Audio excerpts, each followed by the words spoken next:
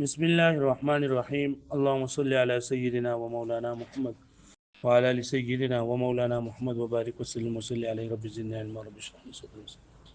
وربرون سبق من دا ویډیو کنا چې دا الله تعالی لپاره صفات ثابت دي ازلی صفات دي نو ماتوریدیو په نسبت باندې اته صفات او شاعرو په نسبت باندې او صفات دي ماتوریدیو اته صفات کم دي ناویلو چې علم ده قدرت ته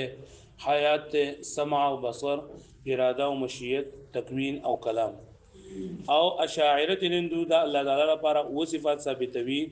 تکوین هغه چې د قدرت مرجع ده حدو وی دا متوریدیه چې قدرت نه دا مرجع نه بلکې تکوین دا صفت مصححه ده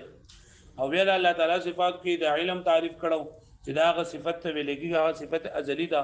چې د دې په درې سره معلومات کارګي کله چې د علم تعلق دای سره راشي او قدرت دا صفت اصلي چې په مقدوراتو کې تاثیر کوي کله چې دې سره تعلق راشي تاثیر معنی دا چې د آدم نه وجود تراولي او حیات بنګ ویلو دا هغه صفت ته ویل کېږي چې علم او ادراک صحیح کېږي دای په درې سره بیا موږ سمع او بصر د سمع تعلق د مسموعات سره او د بصر تعلق د مبصرات سره نو دا سمع او بصر دا خدا انسانانو د پاره هم دي د مخلوقاتو د پاره هم دي نو دا چې د الله تعالی د پاره کم سمع او بصر دا دي نو دا د مخلوقاتو د غینا جدا دي د مخلوقاتو د غینا ممتاز دي ولی ځکه چې د مخلوقاتو هغه په طریقې د تخیل او توهم سره تخیل په ذهن کې چې کم صورتونه راشي په خزانه خیال کې چې کم چې مشي صورتونه دا ادراک ته دا ویل کې تخیل وي او غیر محسوس معنی د دې ادراک چې کیږي دا په توهم سره کیږي نو د مخلوقات هغه چې سمع او بصر سره تعلق راځي نه په تخیل او په توهم سره راځي د الله تعالی غ د دینه پاکي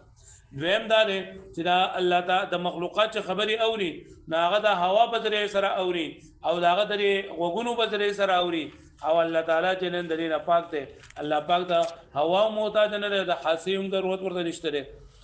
او بیا وې دلیل دا نه ما تحقیق چې لکه سمع او بصر دا لکه صفات حادثه دي نو الله تعالی لپاره چې دا صفات قدیمه ته ثابته ده مسموعات او مبصرات نو دا هو قدیم شول نو څنګه چې د علم تعلق د معلومات سره راشي او د قدرت تعلق د مقدورات سره راشي نو هغه د غیر لپاره قدیمواله ضروري نه ده د قشانتي د مسموعات او مبصرات لپاره هم قدم ضروری نه ده بل نن سبق کې شپږم نمبر صفت اراده او مشیت دا وي اراده او مشیت دا دواړه د الله تعالی صفات دي اراده او مشیت دا دواړه مترادف الفاظ دي دا دواړه مترادف الفاظ دي اراده او مشیت دا دواړه مترادف الفاظ دي بعض کسانو بعض متکلمینو هغه دا خبره کړې ده چې اراده دا عین قدرت ده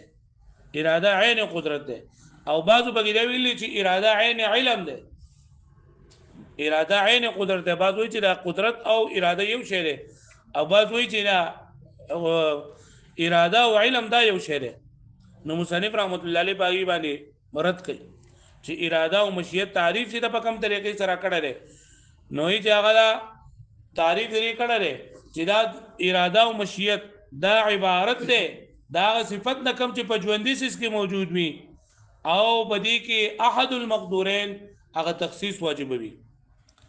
احد المقدورین مطلب دا دی کنه چې الله تعالی قدرت یو په دې خبره باندې پوه کلاول چې قدرت دې ته ویلېږي کنه قدرت د صفت ته چې دا غي د وجه نه د یو سیس فعل او د یو سیس ترک دا دوه چرنده یو شان دي دوه ممکن وي فعل هم ممکن وي او ترک هم ممکن وي او دویم دا خبره ده کنه چې دا علم نه علم دا د وقوع نه بعد راځي علم د وقوع نه بعد راځي او دریم نمبر دا ده چې احد المقدورین د دې وقوع د خپل مرجح او د مخصص تابع وي لکه منغه وایو مثال دار دې سي چې الله تعالی په دې خبره باندې عالم دی او الله تعالی په دې خبره باندې قدرت لري چې د زید لا عمر لا بکر لا زید لا زوی ورکی د زید لا په زوی ورکول باندې هم قدرت لري او د زید لا په لور ورکول باندې هم طاقت لري قدرت لري دا الله پاک قدرت ته چې په زوی باندې هم قدرت شته او په لور باندې هم قدرت شته او الله پاک په دې خبره باندې هم قدرت لري چې دی زید له د زوی ورکوي د شپې ولا ورکوي یا ول د ورځې ورکوي وس الله تعالی ولګیدو او دی انسان لري زوی ورکو او د ورځې ولا ورکو زوی ولا ورکو او د ورځې ولا ورکو نو ګوره دا اراده ده چې په احد المقدورین کې یو جنن د خاص کو لکه الله تعالی په دې قدرت لري چې زید له زوی ورکی او په دې قدرت لري چې زید له زور کی لور ورکی نو لور لې ترجیح ورکړه زوی له ترجیح ورکړه پر لور باندې مطلب زوی ولا ورکو لور ولا ورو نکړه او دغه ځان د ورځې ولا ورکړه د شپې ولا ور نکړه نو دا د اراده او مشیت وي چې په دې کې احد المقدورین په بل باندې خاصي یعنی په دې مقدورینو کې دوا مقدور یو کم سیمه جو قدرت یو مقدور او مقدورین با نو په احد المقدورین کې یو ته تخصیص ورکړل شو یو ته خاصوال ورکړل شو په اوقاتو کې هم او په حقوقو کې هم سره د دینه چې وانه قدرت وانه الله پاک د دوه قدرت حاصلو پوښتنه به نه نو کم کسان چې وای چې قدرت د اراده د عین قدرت ده نو خبره غلطه ده ځکه چې اراده ورستو راځي او قدرت تاسوي مخکوي الګه پوښتنه به نه او علم دا هم دغه تابع ده د قدرت تابع او علم د وقوع ورستو راځي چې کله اساس واقع شي دا ورستو علم دې راځي دا تابع ده لکه پوښتنه به نه که علم ته تابع کینو نو دور بلازمي دا وای بیا زمخه والاراده والمشیه او اراده او مشیت وهما عبارتان او د دوانه عبارتونه دي عن صفت دا صفتنا فی الحي چې پجوندی کی توجب تخصیص احد المقدورین دا خاص کوي واجبوي خاصواله په یو په دوه مقدورینو کې فی احد الاوقات بالوقوع فی احد الاوقات په یو اوقاتو کې بالوقوع په واقع کې دو سره لکه پوښتنه به معنی ما استواء نسبت القدرت للكل سره د دینا چې نسبت د قدرت ټولو ته چې دا یو شان ده نسبت د قدرت ټولو ته یو شان ده دغه مثال په ذهن کې ساتي تاسو به ان شاء الله بیا پوهه وكون تعلق العلم تابعا للوقوع او کېدل د تعلق د علم دا تابع دي د وقوع مطلب دا چې دا علم چې دا د وقوع نه ورستو راځي نو علم د وقوع نه ورستو راځي نو ګوره کم کسانو چې وای کنه چې دا اراده عین قدرت ده نو باغی باندې عمر دو شو پوښتنه به معنی یعنی دا تعریف پرې سره وکړو چې کم کسان وای چې دا قدرت د اراده عین قدرت ده نو دا خبره هم غلطه ده ځکه دا قدرت مخکوي او اراده په دغه مقدورینو کې یو ته خاصواله ورکولي کم کسان چې اراده دغه علم دا عین علم ده اراده عین علم ده نو هغه خبره هم غلطه ده ځکه چې د ارادې نه ورستو علم راځي اراده د وقوع نه دا علم د وقوع نه ورستو راځي پوه شئ وز دا خبره جوړه لګنه ول اراده والمشیت چې اراده او مشیت دا ځوانه مترادف الفاظ دي نو بری کې په کرامیه باندې رد وکړو کرامیه دا خبره کوي چې دا مشیت الله تعالی صفت ده خدا قدیم ده او اراده دا الله تعالی صفت ده خدا حادث ده او دا ځکه کنه چې مشیت وي د مخ کې نه وي د ادم نه وي او اراده چې کنه دا د هغه سره متعلق وي نو اراده دی وای چې حادث ده او دغه چې نه دا سره مشیت دا قدیم ده او د الله تعالی لپاره خو کرامیه هغه صفات حادثه مني نو بری کې سلام شي خودي مصنف رحمت الله چې دا والاراده والمشیت دوانه یو ځای وي په هدف سره ذکر کړل نو مطلب دا دی چې اراده او مشیت دا دوانه صفات قدیمه دي صفات حادث نه لکه څنګه چې کرامیه وي او په دې سره رد وکړو په هاي کسانو باندې په بعض معتزله باندې چې بعض معتزله وایي چې الله تعالی را قدرت نه دی دا الله تعالی امر دی دا الله تعالی را قدرت الله تعالی امر دی نو موږ وایو دا خبره غلطه ده ځکه دا الله تعالی امر خو الله تعالی کړه واقیموا الصلاه الله تعالی امر کړه چې یا ایو الذین آمنوا سره د دې موږ ګورو چې ډېر کسان دي چې هغه ایمان نه راوړي سره د دې موږ ګورو چې ډېر کسان دي چې هغه مونږ نه کوي نو کچرته دا قدرت د الله تعالی امر وې او دا باندې یو شی وې نو بیا خو به یو کس هم د الله تعالی د حکم نه خلاف تنده باندې کو لکه پوښتنه به نه وفيما ذکر هغه چې ذکر کړی دي ذکر کړل شوی دي یعنی دې مصنف رحمت الله علیه چې دا اراده او مشیت د ځوانه یو ځای ذکر کړل نو پدې کې تنبیه ده علی الرد پرد علامن په چا باندې زعامه چا ګمان کوي د دې نه مراد کرامیه دي کراميه هغه دا ګمان کوي ان المشیه قدیمه چې دا مشیه دا قدیم ده ځکه د دې تعلق د مطلق د شي سره د مطلق د ایجاد د شي سره د ایجاد د شي سره د تعلق وي والاراده حادثه قائمه بذات الله تعالی او هغه چې اراده دا چې نه دا حادث ده حادث یعنی نه پیدا شي قائم د بذات الله تعالی پورې ځکه چې دوی د ارادي تعلق د وخت معین سره وي د وخت معین د ایجاد یعنی کله چې د اصل موجود کیږي د دقیق د موجودو سره اراده چې راځي او دا نوې سیز ده حادث ده خداو باندې چونګي الله تعالی لپاره صفات حادثه او الله پاک پوری ولیکول صحیح دي نو ځکه هغه چې په اراده او په مشیت کې فرق ده مشیت صفت قدیم ده او اراده صفت حادث ده پوه شو به معنی وعلى من زعم او په ادا مصنف رحمت الله علیه چې اراده او مشیت باندې په عادت سره یو ځای ذکر کړل دوانه یو ځای ذکر کړل نو بدی سره رد ده په اچا باندې چا ګمان کوي د دې نه مراد بعض معتزله دي چې بعض معتزله باندې رد چې هغه چې د ارادي نسبت الله تعالی ته الله تعالی نه حقیقتا نه بلکې مجازا نه یعنی د ارادي چې الله تعالی ته حکم شوی نه دا حقیقتا نه بلکې مجازا نه مراد هغه نه وي چې د الله تعالی د خپل فعل اراده چې نه دای مطلب دا چې بنده یو کار الله پاک ته الله پاک حکم کو بنده ته نو دا الله پاک نه پدې کې مکراه ده نه په زور زبردست کله شي دا نه پدې کې ساحره هریدون کې ده نو سچ الله تعالی حکم کو دا الله تعالی اراده او قدرت ده وای دا خبره غلط ده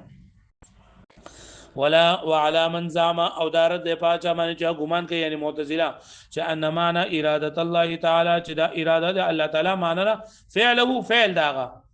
چې فعل انه ليس بمكره چې نه له الله پاک په باندې اکراه کړل شوی دا ولا ساهین او نه هغه هیریدون کې ولا مغلوب او نه په باندې غلبه کړل شوی ومعنى ارادته او د ارادي معنی څه چې فعل غیر انه امر به چې دا غیر فعل له والله تعالی حکم کړی دی وای کیف وای دا څنګه دا یعنی کدا اراده الله تعالی امر وې اراده الله تعالی امر وې نو قد امر كل مكلف بالايمان وسائر الواجبات نو دا سره حکم کړی الله پاک هر مکلف ته ایمان او ټول واجباتو نو کده سی وې ولو شاء کتر غتل الله پاک لو قان واقع شی په د سینه دا ک اراده الله تعالی امر وې نو پکاره چې بیا حکم د الله تعالی نه فرمان نه وې هم وګورو چې ډېر خلک د الله تعالی سړي نافرمان دي نو اراده د امر مترادف نه ده لکه پوه شو به معنی والفعل والتخليق فعل او تخلیق دا عبارت ده د تکوین نه د تکوین دا ویلګي ایجاد تکره تکوین معنی د ایجاد چې کله د ایجاد تعلق د رزق سره راشي جدي ته ترزیق وای چې کله د ایجاد تعلق د صورت سره راشي جدي ته تصویر وای کله د ایجاد تعلق د ژوند سره راشي د حیات سره راشي جدي ته احیا وای کله د ایجاد تعلق د موت سره راشي جدي ته اماتت وای او د دې ټول نه مطلب چې دا تکوین ده تکوین معنی د یو څه ایجاد کول بیا چې د یو د رزق سره تعلق راشي ترزیق ده د صورت سره تعلق راشي تصویر ده او د موت سره راشي اماتت ده ولدل کې د تخلیق ټکي وې او دغه ونه وي خلق ونه وي تخلیق وي نو خلق ځکه ونه چې د خلق په معنی د مخلوق باندې استعمالي کې نه لګیدنه مراد مخلوق نه دی بلکې تخلیق ده والفعل والتخليق عبارتان عن صفه ازليه تسمى بالتكوين چې دا باندې عبارت دي دا صفت ازلی نه چې د تکوین ویل کېږي وسيجيء تحقيق الى تكوين تحقيق دلنده براش ان شاء الله وعدل عن لفظ الخلق ويدل کې دي مصنف رحمت الله عليه فعل ویل به خلق ویل نو د خلق په تخلیق ولوي نو لشيوع استعماله في المخلوق ځکه چې دا خلق عام طور باندې په معنی د مخلوق باندې استعماليږي نو دلته د خلق د مطلب تخلیق ته مخلوق ته مراد نه والترزيق او ترزيق هو تكوين مخصوص دا تكوين مخصوص ته صرح به چې صراحت کړه پرې سره اشاره ده الى ان مثل التخليق والتصوير والترزيق والاحياء والامامه وغير ذلك مما اوصل الى الله تعالى چې کله د دې نسبت کړل شي الله ته نو كل منها هذه د دینه راجع بوي الى صفه حقيقيه هغه صفت حقيقي ته چې ازلی دی او قائم دی په دا ګورچا تکوین دی لکه پوه شو به معنی یعنی د تکوین تعلق چې د خلق سره راشي تخلیق دی د رزق سره راشي جو ترزیق دی د حیات سره راشي جو احیا او کلمات سره راشي اماتت دی لا كما زعم الاشعري نا كم زعم کړل اشاعره چې من انها اضافات وصفات للافعال هغه وی کنه اشاعره وی چې دا تکوین دا صفت حقیقی نه ده او صفت ازلی نه کوم چې الله تعالی لپاره ثابت ده بلکې دا یو امر اضافي ده او دا د صفات افعال نه ده یو صفات ذاتی دي او یو صفات افعال دي صفات ذاتی هغه ته لګيږي چې دا غي نفي د الله تعالی نه الله تعالی کې نقص پیدا کوي چاہے چې نفي وږي کنه نو دا په الله تعالی په ذات کې نقص پیدا کوي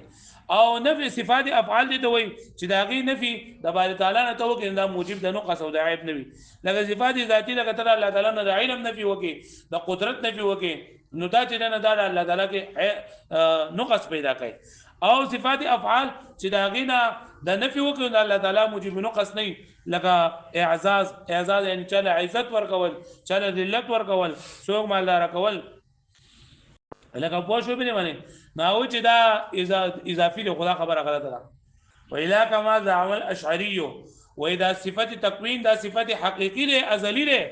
او دا څنګه چې اشعری ګمان کړي د قشنره من انها جاغوي ته ان اضافات و صفات للافعال چې دا اضافات دي د تکوین یو امر اضافي له او د صفات افعال نه ده د صفات ذاتی نه ده هغه پوه شو به نه ها نن سبق کې منګه د الله تعالی په صفاتو کې څه خبرې وکړي یو اراده او مشیت او بیا موږ وی چې اراده او مشیت کا بعضی کسان وای چې اراده د عین قدرت ده بعض وی چې اراده عین علم ده نو مصنف رحمت الله علیه د دې تعریف په داسې طریقې سره کړی دی چې دوه خبرې رد کړې دي مصنف تعریف کړی دی چې دغه ویل کېږي اراده ویل کېږي په احد المقدورین کې یو څه خاص کول په بل پوره بیان په وخت په اعتبار سره او د وقوع په اعتبار سره دا مثال ما تاسو وې چې لکه انسان ما الله تعالی په دې قادر چاره زوی ورکړي لور ورکړي د شپې ورکړي د ورځې ورکړي نو په دې کې په احد المقدورین کې یو په بل باندې ترجیح ورکول د اراده او مشیت ده لکه پوه شو به باندې بیا موږ وی چې په دې کې په دا باندې رد ده په معتزله باندې او په کرامیه باندې کرامیه وی چې اراده دا صفت حادث ده او مشیت دا صفت قدیم ده خدای چې نه دا باندې چې دا یو شندي او دا وی دا معتزله چې اراده او مشیت د اراده نه مراد د مشیت نه د اراده نه مراد ودا اراده د امر سره مترادف ده د امر سره مترادف ده دا خبره غلطه ده کدا اراده د امر سره مترادف نو بیا چې الله پاک حکم کړی دی نو چې اراده سره نو بیا بچا د الله تعالی د اراده نه بغیر کړو حال دا چې موږ نو الله تعالی حکم کړی دی امر یې کړی دی خو دا خلک بیا هم دا نه خلاف کوي که اراده کړي نه الله تعالی چې کړي دی او کار اراده وکړي دا نه سوکا خو نه شي کولای بیا په کار دی ټول خلک مؤمنان مې او بل صفت وی تکوین او تکوین دا وی تخلیق ولې ویني خلق ځکه ونه چې تخلیق د دې د عام طور باندې په مخلوق استعمالي او بیا تکوین دا غ صفت ازلی دی چې هغه معنی تکوین معنی ایجاد کول نو که تعلق د خلق سره راشي تخلیق ورته وي او که د رزق سره راشي ترزیق ورته وي کله حیات سره راشي احیا ورته وي کله موت سره راشي اماتت ورته وي او بیا دا وی چې لکه دا تکوین دا صفت حقیقی ده ازلی ده او صفت اضافی نه ده او فعل ذاتی نه ده اشاعره چې څنګه وي او صفات ذات څه ته صفات افعال څه ته نه ویل واښوي اوس کلام کوم ان شاء الله خبره کین نه کلام او ان شاء الله تکوین